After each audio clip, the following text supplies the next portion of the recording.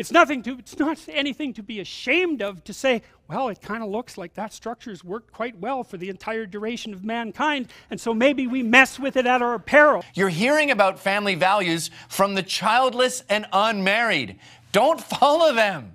The women have to stop blaming men for their sense of malaise or misery. I didn't create you people to kill and torture and rape each other. I created you to be good to each other. I love the God who had a flood.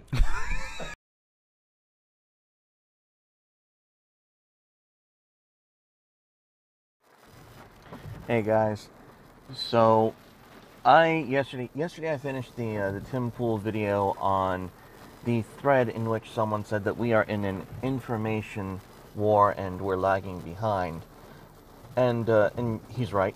He's absolutely right. The thread that he cited was absolutely, completely correct. He made a few comments about playing the game on hard mode, where the opposition is willing to use violence. They're going to violate their principles. They're going to do everything they can to win by any means necessary. Now, this is a point where I want to make it completely and absolutely clear. If you are not willing to fight and die for the principles you believe in, you don't actually believe in them.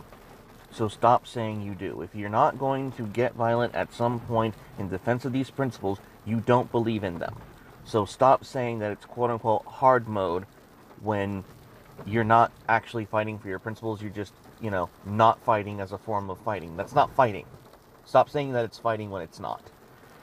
But he did make a very good point about our ability to use the information war the way that it needs to be utilized today. That is a good point, and they are absolutely correct on that point. Social terrorist is a nice start. It's a nice start. I like the NPC memes, although the NPC memes are a bit abstract. Normies don't get it.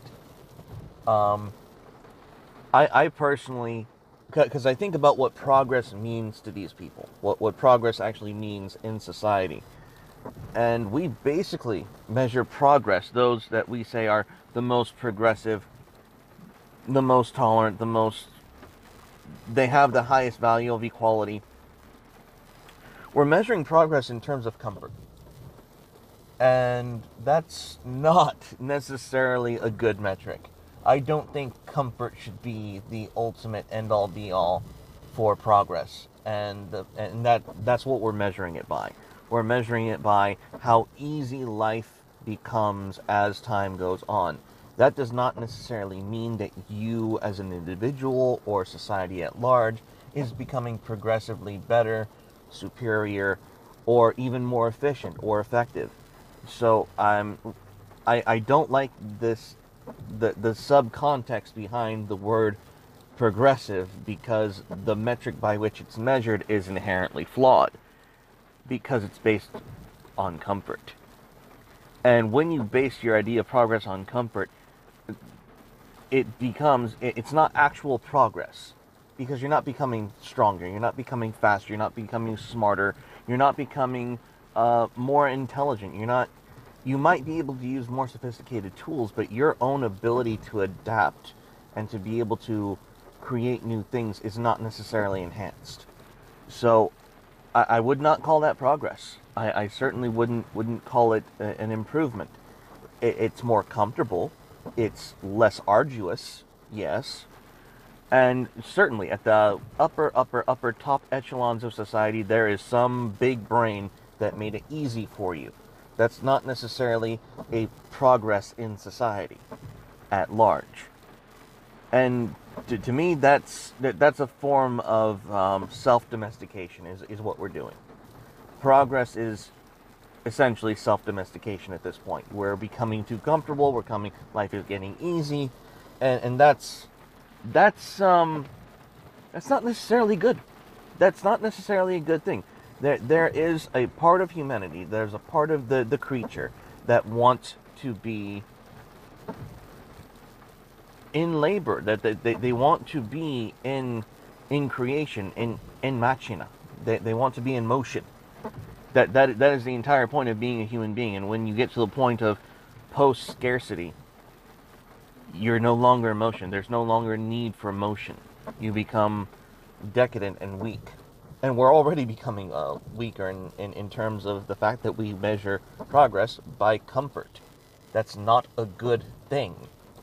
And the fact that people are pushing for it as under the guises of equality, tolerance, that these are not, the ultimate measuring stick for this is ultimately comfort, and that is a form of self-domestication. And that, I think, is another label that we can kind of slap on our progressive opponents. They're not humans per se, they're simply domesticated sacks of meat. They're pets. They're the things that need to be taken care of. They're not strong on their own. They're not building themselves. They're not improving their station. They're waiting for society at large to do it for them. They're not really living as humans. They're not really growing in strength. They're not, most of them aren't starting families. Most of them are happy to stay single. Most of them, and if they are in a dedicated relationship, they're in some civically recognized union, they're not having kids. They're not having children anymore. They're not reproducing. They are not having children. They are instead having fur babies? Is the term fur baby? They're having fur babies. They're getting pets. They're getting cats, dogs, anything but an actual human child to nurture and raise, because, you know, there was such relevance when Nietzsche got in his literary works and he said, God is dead.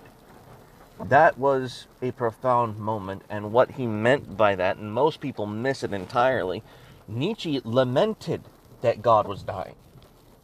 Nietzsche did not think this was a good thing. He did not like it. He did not think that it was something that was preferable. And what he meant by God is dead, is that when the Industrial Revolution hit, he saw that that by necessity certain things were going to die.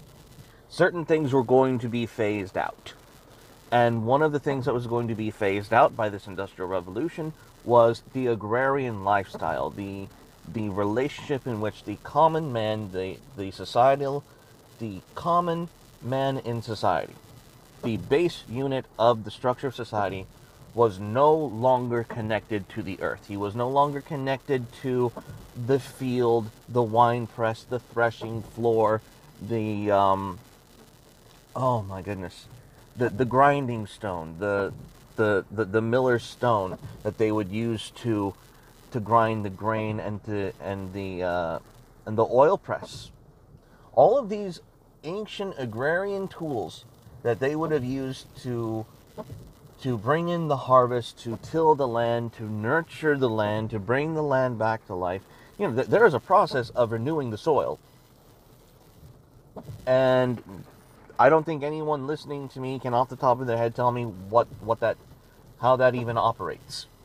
That is how detached we are from our environment and from the way that the earth works for our benefit, if we were to actually engage with it in that manner. There's a gap of knowledge there. Anyways, Nietzsche realized that when we became separate from the agrarian lifestyle, that we would lose a part of our spirituality, that we would lose that kind of connection, not just with ourselves, but with Scripture. In Scripture, there are many allegories that we don't understand because we no longer live in the agrarian society. There are many lessons that we have lost because we don't understand the world through the lens of the agrarian society. And so, in that format, a lot of knowledge from the ancient world was lost, and I don't think it's because that information is irrelevant. It's not irrelevant because if all the comforts we have built for us today were to suddenly go away, if the nuclear bombs were to go off in the air and knock out the United States power grid, and there's no internet, and there's no merchant services, the economy freezes up, you know, this information has not become irrelevant. It all of a sudden becomes very, very relevant to you now. And you're going to wish that you had it before it went away. Magically, on a whim, on a dime, on a split flash second, and now you're out of the loop because, well, you weren't paying attention to what was really important when you had it available. Anyways, I digress. But there's a whole wealth of human knowledge in society that went away with the agrarian society. And Nietzsche recognized that this was an awful thing. That it was going to be the death of God as man understood God. And the interactions that man had with society at large, the economy, and with the earth that defined our relationship with God. That we would pray for the rains. Who prays for rain anymore? No one prays for rain. Despite the fact that, you know, the rain and the weather kind of dictates, you know, what food gets to grow when and where, and that, you know, the food that's produced would ultimately affect our economy in a very significant way. You know, famine is still a thing. Despite our scientific progress, famine still happens. We're not complete masters over this whole science thing yet. It's not a cure-all for our ills. So we don't pray for rain. We watch for rain. We hope that rain comes. But to be perfectly honest, we don't really think about rain anymore. Like that's nowhere near on our radar. Back then, it was a big fucking deal. It was a huge deal. Today we face a different kind of death. We face a very different kind of... I don't even know what to call it. Because when Nietzsche said God was dead, he was right in that sense that relationship between man and God was, you know, slowly chipped away from time and memory. But now we're experiencing something different.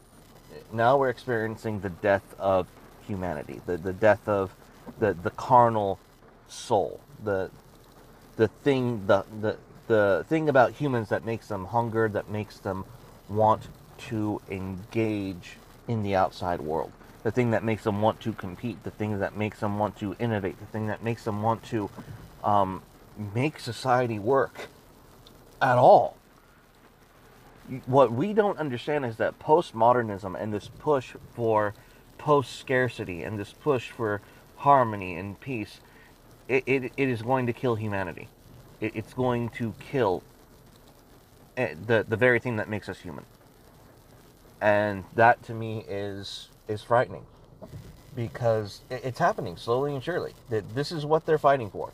And when they get what they want, when they finally get what they want, when we finally hit this end goal of alleged post-scarcity, automation, AI, when we finally get there, it's not going to work for very long, and when it stops working, shit will hit the fan. Because we'll have a generation of humans who don't know how to be human anymore. And along with all of this, all of these changes, all of this progress, this comfort, you're also being told in addition that your masculinity is toxic, that women should feel completely okay aborting their children, and that, you know, yeah, that and these are people that know that they have no agrarian skill. They have no agrarian ability to care for themselves outside of this technology that we're developing. And that's a bit scary. So if we're going to have this this informational warfare, I'm going to throw in domesticated. And it should be a complete insult to because it's what they are. They're not humans. They're just domesticated pets. They're just these beings who just kind of exist. They're really shells. Which is really why I love the NPC meme. because the idea that they don't have souls is kind of funny.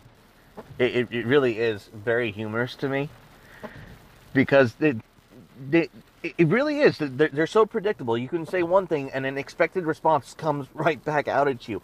Just walk up to any social justice warrior and say, bigoted thing X, you will get SJW response Y. It's amazing the way that they can be trolled. It's what makes trolling possible. If they weren't NPCs, trolling wouldn't be possible. And that's what trolling is. You're making fun of the response before the response comes back to you. That's what trolling is.